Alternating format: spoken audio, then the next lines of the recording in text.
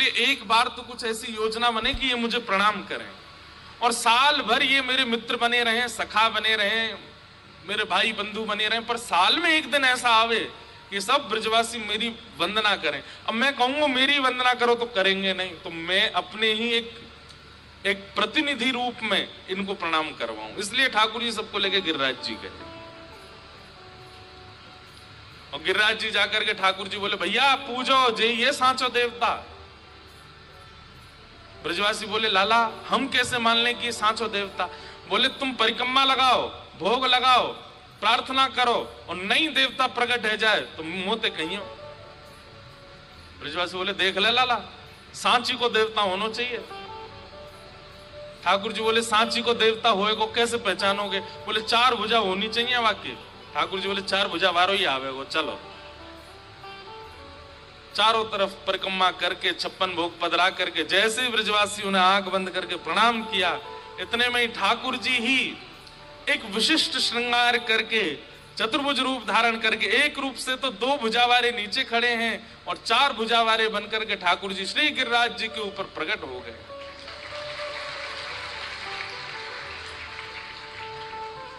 आहा, सब ब्रजवासी बोल गिरिराज धरण की।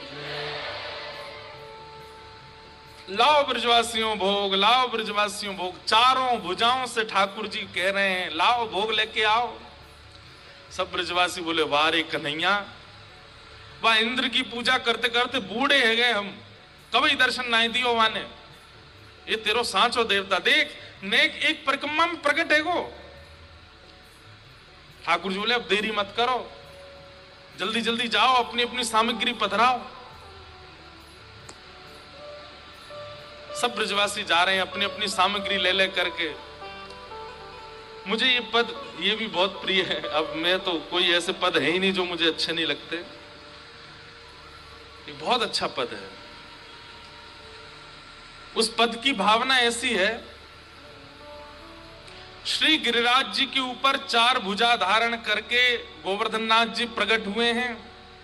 स्वयं कृष्ण ही गोवर्धन बन के प्रकट हुए हैं, और यहां नीचे से पूजा की थाली लेके, आरती लेके, पुष्प लेके, अक्षत लेके, चंदन लेके 2 भुजावारे श्री कृष्ण ऊपर जा रहे हैं, और 4 भुजावारे उनको देख करके हंस रहे हैं। बोले अच्छा लाला तू आयो है। अपने रूप से ही कह रहे, ठाकुर जी कह रहे हम मैं आया हूं, सब भोरे भारे ब्रजवासी इन पर कृपा करियो। आप अपने आप से ही बात कर रहे हैं ठाकुर जी। नंद बाबा आदि सब कह रहे हैं लाला जी तो जान है।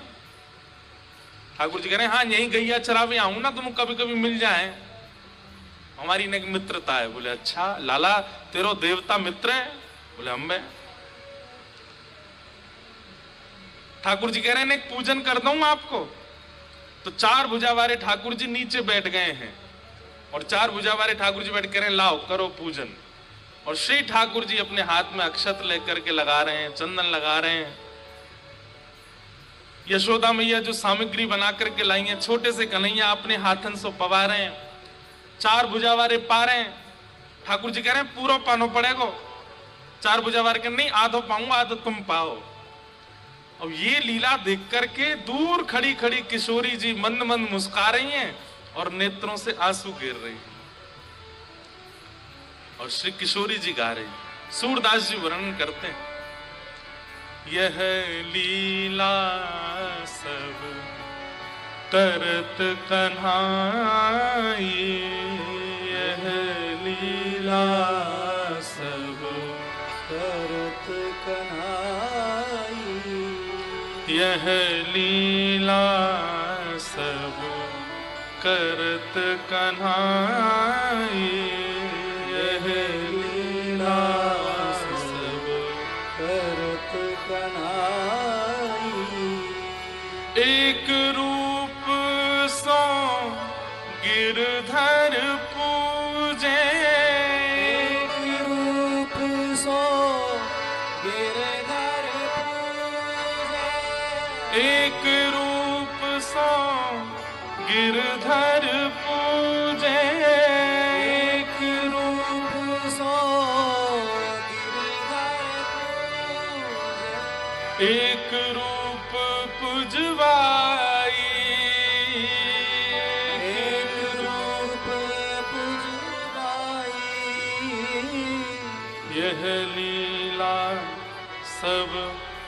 करत कन्हाई, लीला सब करत कन्हाई।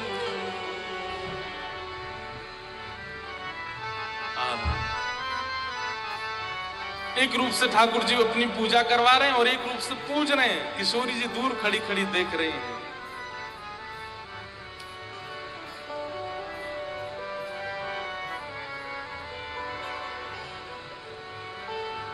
सब ब्रजवासी अपने अपने घर की सामग्री लेकर के जा रहे हैं, गिरिराज जी का पूजन कर रहे हैं, पवा रहे हैं। सब ब्रजवासी आज बड़े प्रसन्न हैं क्योंकि आज साक्षात परमात्मा के दर्शन हो गए हैं। और सब लाला की बलैया ले रहे हैं। बोले भैया लाला, तेने बड़ी कृपा कर दी, जो जीवन जीवित अवस्था में तेने भगवान के दर्शन कराई दिए। मधुमंगल श्रीदामा बोले लाला एक बात बताएगा। बोले कहा, जे गोवर्धन नाथ देखने में बिल्कुल तेरे जैसो लग रहा है।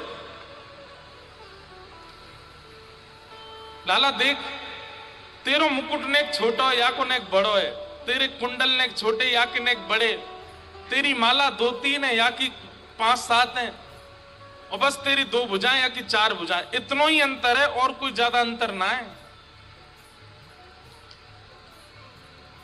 अरे लाला, तेरो चेहरा या देवता काय को मिले। ठाकुर जी बोले अरे तू ना जाने, मैं गैया चरावे आऊं यहीं पे, तो जा गैया को दूध मैं पीऊं, वही को जी गोवर्धन नाथ पीवे, या हमारे हम दोनों को चेहरा एक जैसो है, एक ही गैया को दूध पीवे हम दोनों। श्री राम बोले चल बात बना रहा हो, एक गैया को दूध पीवे तो कोई मुंह मिले। ठाकुर जी बोले अच्छा, तेरा और तेरी बहन को मुंह ना मिले।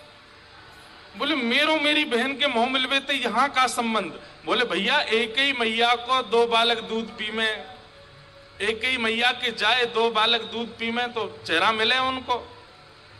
ऐसे गैया को दूध पीवे तो मेरो और इनको, एक ही गैया को दूध पी में तो चेहरा मिल गो। श्री दामा बोलो हम बे लाला, बात तो तेने ठीक करी है बिल्कुल, जे काम तो मैंने तो सोची ही ना जे बात। कितने भोले हैं ब्रजवासी। ठाकुर जी कोई ज्ञान का प्रयोग नहीं करते हैं, सामान्य बात कह देते हैं, ब्रजवासी मान लेते हैं। ये एक वैष्णव का स्वरूप होता है। ठाकुर जी पर प्रश्न चिन्ह नहीं बार बार। हमारे श्री हितरवंश महाप्रभु कहते हैं, जोई जोई प्यारो करे सोई मोहे भावे, जोई जोई प्यारो करे सोई मोहि भावे, प्यारो करे जोई सोई सोई मोहे भावे, मोहि सोई करे प्यार। जोई जोई प्यारो करे सोई मोह भावे। उसमें कोई संशय नहीं है। ठाकुर जी अगर कह रहे हैं 1 और 1 0, तो ब्रजवासी कह रहे हाँ लाला 0, 2 नहीं। ये भक्ति में समर्पण की स्थिति है। कई लोग होते हैं वो नाम जप करते हैं, तिलक लगाते हैं, कथा सुनते हैं, पर इतने प्रश्न पूछते हैं, ऐसे कैसे कर दिया ठाकुर जी ने, जी कैसे हो गया ठाकुर जी से। अब भाई जब पूछोगे तो समाधान तो मैं दूंगा, लेकिन कई बार स्वीकारीकरण होता है प्रेम में। प्रेम में पूछताछ नहीं होती, प्रेम में स्वीकार किया जाता है। ठीक है, जैसा लाल जी ने किया हमको उसमें स्वीकृति है, हमको उसमें कोई संशय नहीं है। अधिकतर लोग पूछते हैं क्यों गए ठाकुर जी व्रत छोड़ करके, क्यों गए ठाकुर जी व्रत छोड़ करके, क्यों गए ठाकुर जी मथुरा, क्यों ब्रजवासियों को छोड़ गए। लेकिन आपको जान के आश्चर्य होगा, एक भी बार ब्रज गोपियों ने ये क्यों शब्द का प्रयोग नहीं किया कि क्यों जा रहे। रोका है। उद्धव जी, आज प्रसंग आएगा, उद्धव जी से भी बात कही है कि हमने प्रेम में क्या कमी छोड़ी, हमने प्रेम कैसा नहीं किया, हमें हमारे लिए कृष्ण क्या है क्या नहीं। पर एक बार भी उन्होंने ये नहीं पूछा क्यों गए। इसीलिए नारद भक्ति सूत्र में श्री नारद जी प्रेम की परिभाषा लिखते हुए कहते हैं, प्रेम इज इक्वल टू क्या? यथा ब्रज गोपी का नाम, ब्रज की गोपी, जिन्होंने पूछा ही नहीं है श्री कृष्ण से कि आप जा क्यों रहे हो। कृष्ण जा भी रहे हैं तब भी गोपियां ये बता रही हैं कि हम तो श्याम सुंदर तुम्हारे बिना रह ही ना सके। हे श्याम सुंदर, तुम्हारी रूप माधुरी को देखे बिना हमारो जी कैसे लगेगा। हे श्याम सुंदर, हमने कोई सेवा में कमी छोड़ दी। वो स्थिति परिस्थिति का वर्णन कर रही है, लेकिन प्रश्न नहीं पूछ रही है कि आप जा क्यों रहे हो। क्योंकि जोई जोई प्यारो करे सोई मोह भावे।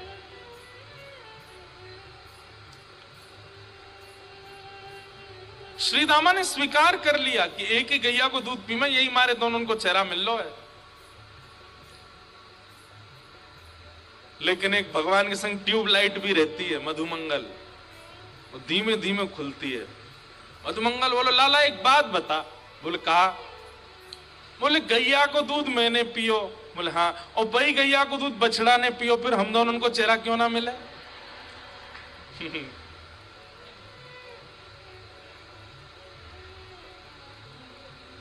ठाकुर जी बोले, कौन कह रहा ना मिले, तेरो मुंह बछड़ा सो ही लगे।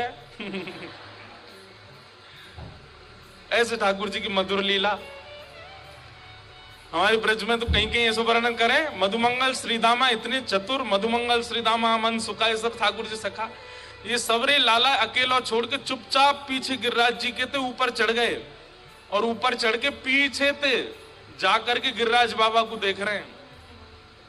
और पीछे देख रहे हैं यहाँ के, हम तो ये देख में आए यहाँ के दो हाथ नकली हैं कि असली हैं।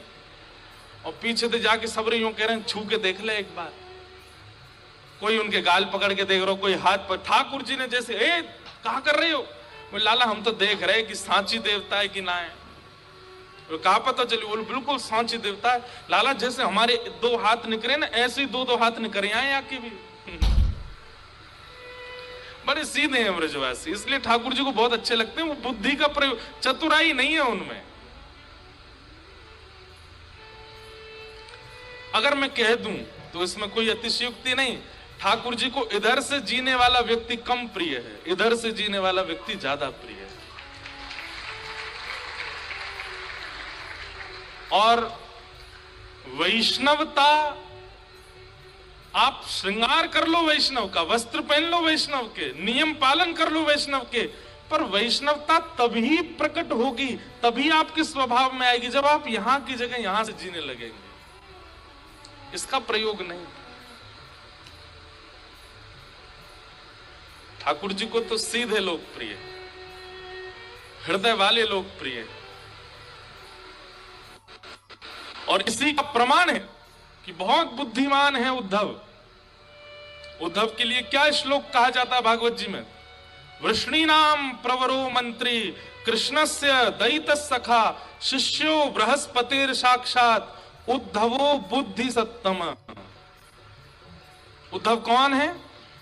वृष्णीनाम प्रवरो मंत्री, वृषियों के मंत्री हैं। वृष्णि मतलब यदुवंशियों के। कृष्णस्य दयित सखा, दयित सखा मतलब इतने घनिष्ठ सखा हैं कि एक ही बेड पे सोते हैं, एक दूसरे के कपड़े पहन लेते हैं, एक ही थाली में पाते हैं। कृष्ण के दयित सखा हैं उद्धव जी। और शिष्यो बृहस्पतिर साक्षात, साक्षात बुद्धि के देवता बृहस्पति के शिष्य हैं, गुरु के शिष्य हैं। बृहस्पति कौन है? गुरु, उनके शिष्य हैं। उद्धवो बुद्धि सत्तम, कौन है? बोले बुद्धि में परम पारंगत हैं श्री उद्धव जी महाराज। लेकिन पता नहीं क्यों ठाकुर जी को लगा कि भाई ये इधर से जीता है, और मथुरा से द्वारिका लीला जाने में मुझे इधर से जीने वाला व्यक्ति नहीं चाहिए। सब इधर से ही हैं यदुवंशियों में, एक तो इधर का आवे। इसलिए उद्धव को वृंदावन भेजा, जाओ। अभी प्रसंग तो बाद में आना है, लेकिन मेरे को हमारे कालीराम साईं जी 2 दिन से मेरे को बोले, महाराज जी इस बार उद्धव को भी संवाद सुनना है। तो बार बार उद्धव, आज सोच के ही बैठा हूं कि उद्धव को भी संवाद कहना है। बार बार ये उद्धव की बात आ रही है। ठाकुर जी को प्रिय बहुत है, कौन? जो हृदय से रहता, बुद्धि वाले नहीं। एक बात और कह दें, बुद्धिमान लोगों को ठाकुर जी ने संसार के लिए बनाया कि इनकी वजह से संसार चलेगा। बुद्धिमान होंगे तो इकोनॉमी डेवलप होगी, बुद्धिमान होंगे तो देश आगे बढ़ेगा, बुद्धिमान होगी तो नई नई टेक्नोलॉजीज आएंगी, बुद्धिमान होंगे तो माया और अपना जाल बिठा पाएगी। लेकिन भक्तिमान होने के लिए तो हृदय का होना आवश्यक है। ऐसा कह दूं तो कोई अतिशयोक्ति नहीं कि बुद्धिमान माया का पोषण करते हैं, वो भी ठाकुर जी की, उसका भी आवश्यकता है। और हृदयवान भक्ति का पोषण करते हैं। इसलिए ठाकुर जी को यदि प्रेम लक्षणा भक्ति से प्राप्त करना है तो हृदयवान बनिए, सीधे बन जाओ, ज्यादा चतुराई नहीं। ठाकुर जी खींच के लाए मधुमंगल सीतामो, तू जाने ना देवता है, इनको छुवे के काजे वेद वेदांत आदि सबन को पाठ करना पड़े और तू बिना बिना हाथ धोए छू रहा हो ने जाके। मधुमंगल सीताम बोले, लाला बहुत है गई, अगर यह देवता के काजे हमें वेद वेदांत पढ़ने पड़ेंगे तो याद कहते चलो जा, हम तो ये देवता मान लेंगे, तो ये छू लेंगे, ले तो बिना नहाए धोए भी हृदय से लगाएंगे हम।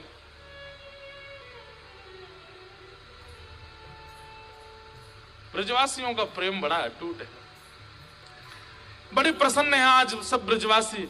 इतने में ही इंद्र को पता चल गया कि मेरी सेवा पूजा बंद हो गई, तो इंद्र ने मेघमालाओं को आज्ञा कर दी, जाकर के ब्रज पर इतनी वर्षा करो कि सब ब्रजवासी डूब जाएं। गड़गड़ करके बादल गरजने लगे और मूसलाधार बारिश जैसी प्रारंभ हुई। सब ब्रजवासी बोले, हम तो पहले ही मना कर रहे, इंद्र की पूजा मत करो, देखो इंद्र नाराज है गो। अरे लाला, तू 7 बरस को और तेरी बात मान करके ये 70 बरस के सवरेन ने तेरी बात मान करके ये हम इंद्र की पूजा बंद कर दी, वही को नतीजा है रोज।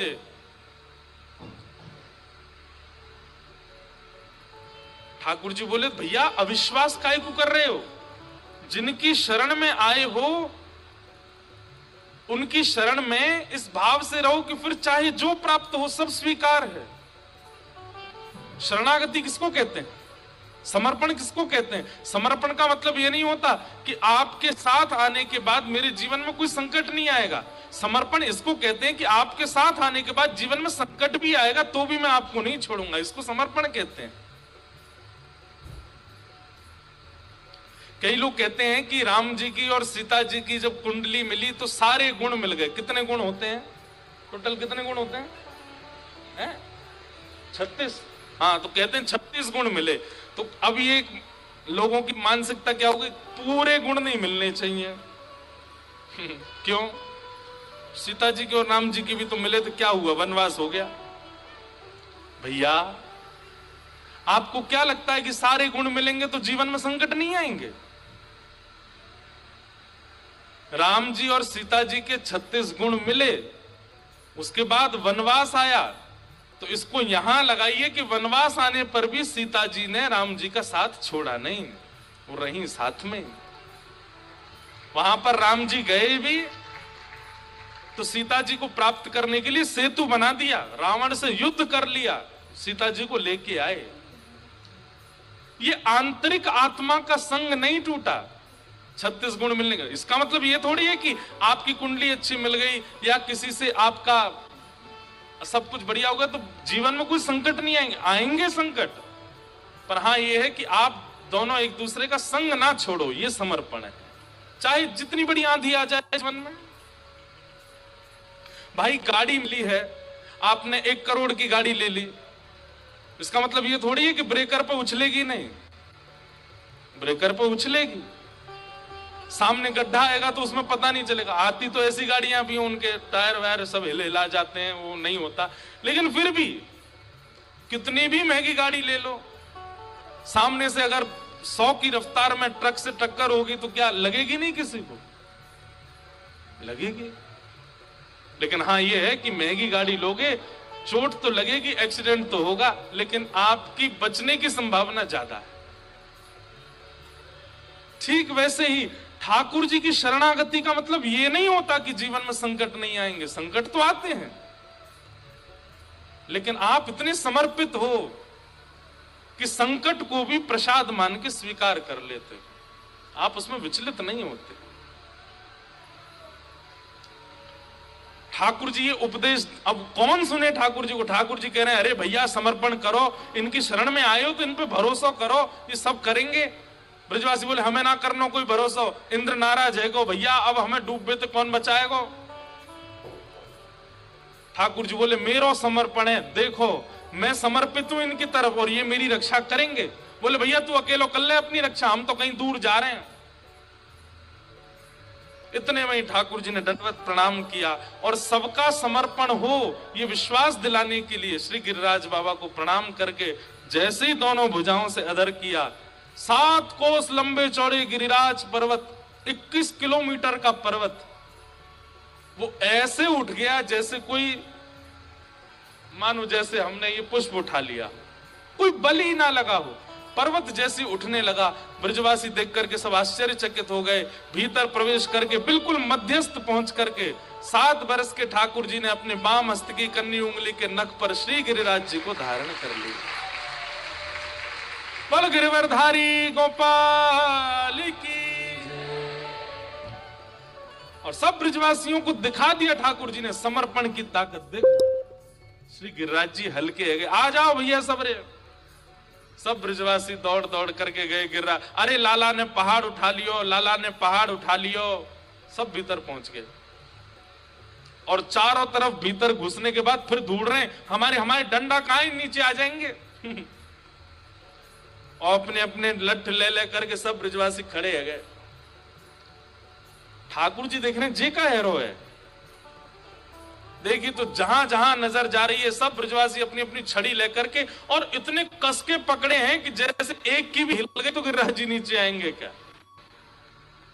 ठाकुर जी बोले तो मैं कहीं खड़ा हूं भैया यहां पे, तुम सबन की छड़ी काहे को लग रही है।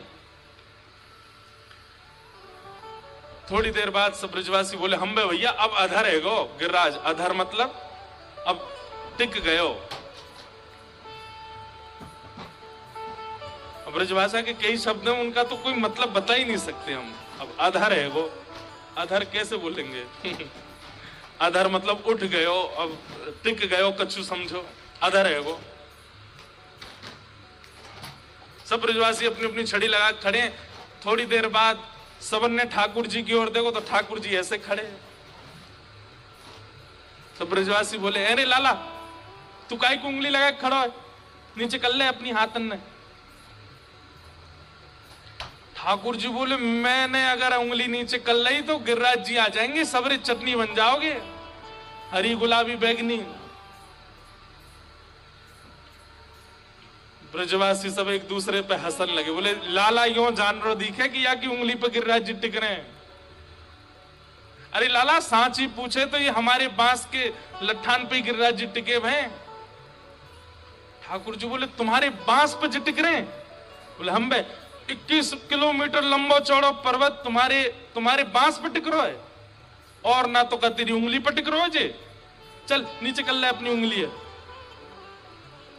ठाकुर जी बोले धन्य है भैया, ठीक है भैया संभालो मैं नीचे करूं। जैसे ठाकुर जी ने नेक उंगली नीचे करी महाराज, विशाल पर्वत हिलने लगा, गड़गड़ करके नीचे आने लगा। चट चट चट सबकी छड़ियां टूटने लगी। त्राहिमाम चिल्लाने लगे सब ब्रजवासी, अरे लाला संभाल संभाल संभाल। ठाकुर जी ने फिर से अपनी उंगली जब टेकी सो गिरिराज जी फिर से अधर है गए। अब तो दूर दूर तक सब ब्रजवासी इनकी छड़ी टूटी पड़ी है। अपनी टूटी टूटी छड़ी ने सब ब्रजवासी देख रहे हैं। बोले लाला जी सांची में तेरी उंगली पे टिक रहे हैं। अब ठाकुर जी ने कहा में बोल रहे हैं हम बे मेरी उंगली पर टिक रहे हैं। ब्रजवासी बोले लाला इतना बड़ा पर्वत तेने कैसे उठा लियो अपनी उंगली पे। ठाकुर जी बोले हम जय जय हैं या हमारे उठा लियो। भैया इस प्रसंग ने हमको जय जय बना दिया सब जगह। अब तो जहां जाते सब जय जय ही बोलते हैं। भैया जय जय ठाकुर जी हैं, लेकिन ठीक है आप लोग बोल देते हो। ठाकुर जी बोले हम जय जय हैं। ब्रजवासी बोले कहा कही लाला तेने, दोबारा बोलियो ने, कौन है तू? ठाकुर जी बोले हम जय जय हैं। और जैसे ही जय जय है, सब ब्रजवासी आकर के अपने अपने सिर पर फेंटा बांध के, अरे लाला ऐसा कौन सा काम कियो तेने जो तू जय जय? ठाकुर जी बोले मैंने कहा ना कियो अभी तक। पूतना मारी, अघासुर मारो, धनुकासुर मारो, कालियाना को भगा दियो, सब राक्षस मारे मैंने, तृणावर्त मारो, सक्टासुर मारो, और आज देखो ब्रज पर संकट आयो तो मैंने गिरिराज जी उठा लिए। कोई सामान्य बालक कर सके इतने कामन ने? मैंने 7 वर्ष की आयु में ये सब कर दिए, या हमारे में जय जय हूं। ए चल मधुमंगल आजा प्रणाम कर।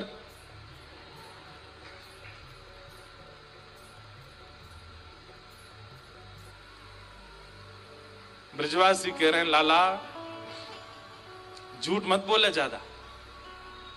ठाकुर जी बोले कहा झूठ बोल रहा हूं मैं? बोले तू झूठ बोल रहा, तेने मारी पूतना। बोले और कौन ने मारी फिर, वो बता दे। ब्रजवासी बोले लाला देख, कोई भी तीर्थ में जावे के काजे पुण्य की जरूरत होवे, और कोई अगर बिना पुण्य के तीर्थ पहुंच जावे तो पुण्य क्षीण हेती बाकी मृत्यु हो जाए। ये जितने राक्षस हमारे ब्रज में आए इनने कोई पुण्य तो किया नहीं, और बिना पुण्य किए जैसी ब्रज में घुसे तो इनके पुण्य जो थोड़े बहुत वो क्षीण होने लगे, और जैसी सबरे पुण्य क्षीण भये उनके प्राण निकरवे को आ गए। वही समय तेरे सामने पे आ गए और मरे मरायन में हाथ धर के यूं कह दे कि मैंने मारे। ठाकुर जी बोले मतलब तुमने इतनी योजना बना दी केवल ये सिद्ध करवे के लिए कि मैं जय जय नहीं हूं? वह कौन से पुण्य कहा मतलब ठाकुर जी बोले जय हो धन्य ब्रजवासी की। ठाकुर जी बोले तो मधुमंगल श्री दामा खड़ो कर दो, जे उठा लेंगे गिरिराज जी। ना ना लाला हम पे तो उठना है रो, जरूर तेने कोई तंत्र विद्या सीख के आयो है, हमें बता हम भी उठावेंगे। फिर तेने कैसे उठायो गिरिराज पर्वत हमें बता। ठाकुर जी बोले भैया ना तो ये ज्ञान की वाणी समझने वाले, ना ये वेदों की वाणी समझने वाले हैं, इनको तो केवल प्रेम की भाषा समझ में आती है। अब मैं इनको कैसे समझाऊं? प्रेम के भाव से ठाकुर जी समझाए।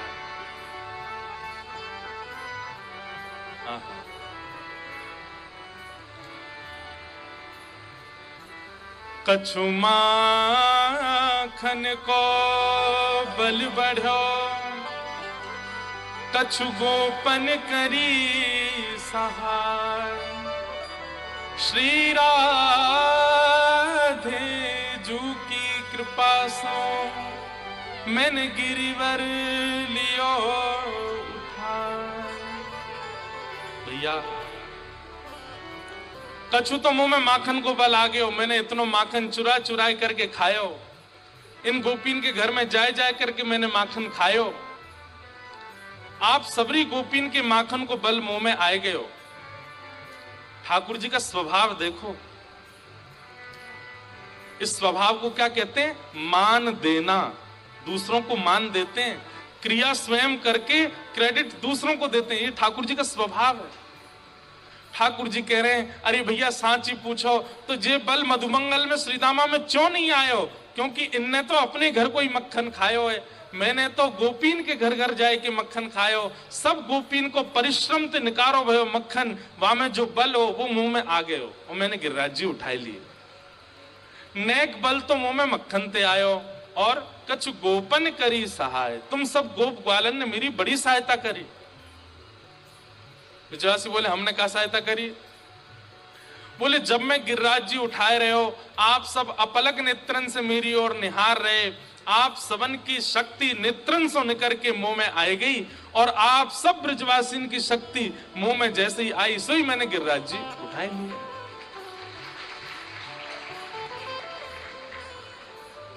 अब ठाकुर जी तो बना के बोल रहे हैं बात, कोई वास्तविकता तो है नहीं है, लेकिन ब्रजवासी इतना वास्तविक मानव। हाँ, तभी तो हम कहें हमें कमजोरी क्यों आ गई है आजकल। आजकल हम थक गए हैं बहुत ज्यादा।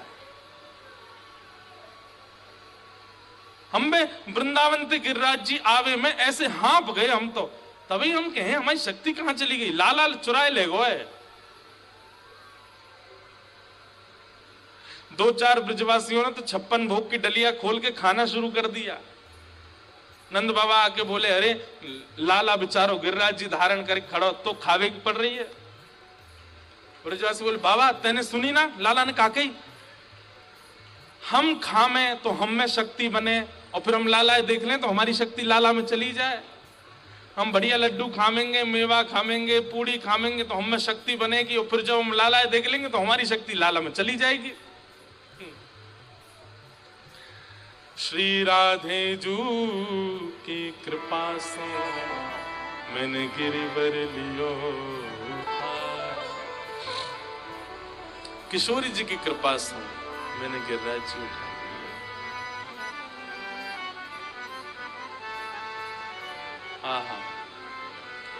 लाल जी एक नख पर गिरिराज जी धारण करके 7 दिन 7 रात्रि पर्यंत ठाकुर जी ऐसे ही खड़े रहे। सब ब्रजवासी, लाखों की तादाद में ब्रजवासी गिरिराज जी के नीचे खड़े, और सब अपलक नेत्रों से ठाकुर जी को देख रहे हैं। यशोदा मैया कभी घी का लेपन करती है हाथ में ला करके, कभी चरणों में चंदन लगाती है, कभी लाला को अपने पल्लू ते हवा करन लगे, अरे मेरो लाला तू हार तो ना रो, तो थकान तो ना रही, 56 भोग की सामग्री लेकर के आमे लाला तू खड़ो रे, नेक नेक से ये लड्डू पाले, नेक ये मेवा पाले, नेक मठरी पाले। ठाकुर जी खड़े खड़े प्रेम से पाती भी जा रहे हैं नेक नेक सामग्री। यशोदा मैया पवा रही।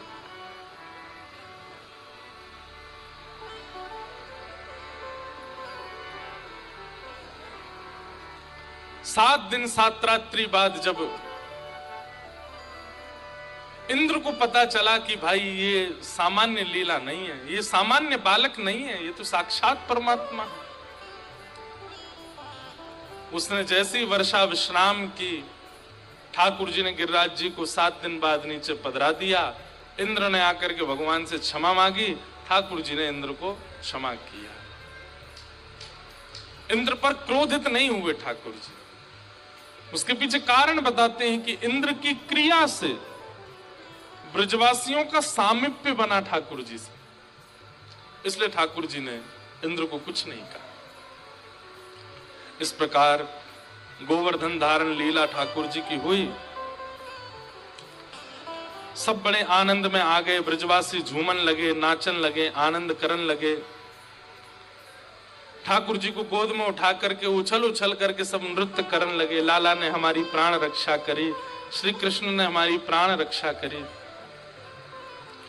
गायों ने भगवान का नाम गोविंद रखा। एकादशी व्रत की महिमा बताई गई। और बंधु, गिरिराज गोवर्धन लीला में बहुत सी लीलाएं अंतरंग हुई हैं। मैं यथा यथा जब जब कथाओं में कोई भाव आता है तो मैं बताता हूं। श्री मीराबाई के प्रादुर्भाव की कथा भी गोवर्धन लीला से प्रारंभ हुई। वहीं माधवी नाम की गोपी को ठाकुर जी ने संकेत किया था कि कलयुग में मैं तुम्हारे पास आऊंगा।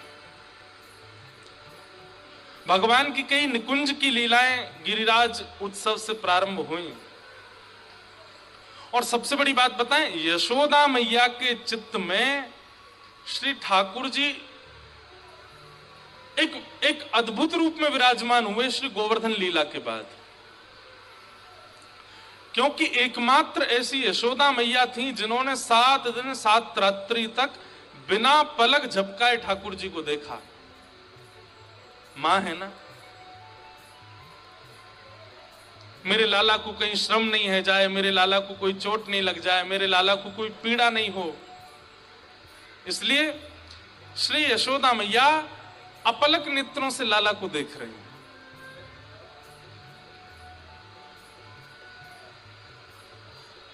ये सब गोवर्धन लीला उत्सव बहुत सारी कड़ियों को जोड़ता है। यशोदा मैया 100 वर्ष बाद जब द्वारिका में मिलती हैं ठाकुर जी से, तब यही बात कहती हैं कि लाला तेरो एक स्वरूप मेरे चित्त में बैठो है, वो स्वरूप मेरे चित्त ते कभी ना जावे। वो स्वरूप यही है। एक भुजा से ठाकुर जी ने गिरिराज जी उठा रखे हैं, दूसरी भुजा अपनी कमर पर धरी है। कई भाव एक ही भाव में प्रस्तुत हो जाते हैं। ठाकुर जी ने इस प्रकार गोवर्धन लीला की। तत्पश्चात रास पंचाध्यायी का प्रसंग प्रारंभ हुआ।